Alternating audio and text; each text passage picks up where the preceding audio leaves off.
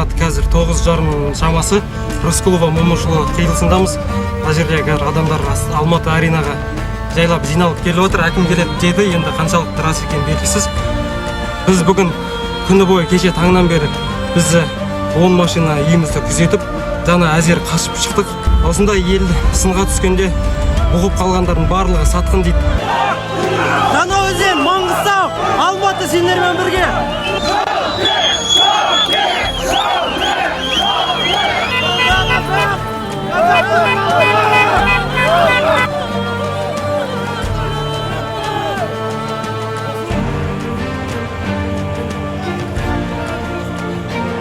Добрались до акимата.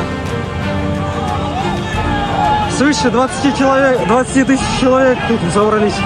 Более 20 тысяч человек. Обстановка перед акиматом. Здесь стреляют спиртового.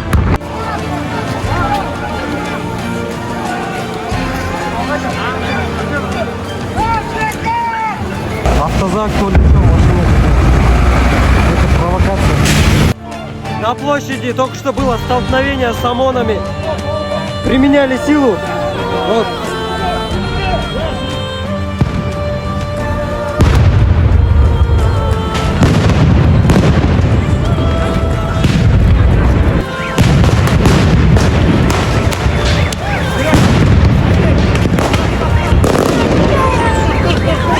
На Сейфуллина, Сатпаева стреляют.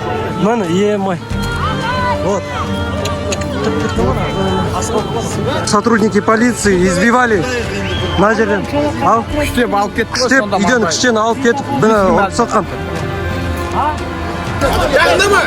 Шөп.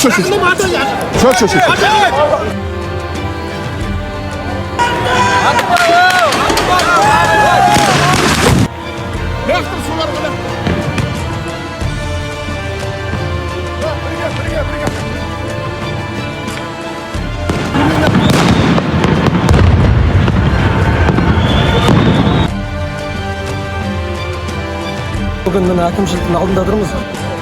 Среди нас были провокаторы КМБ.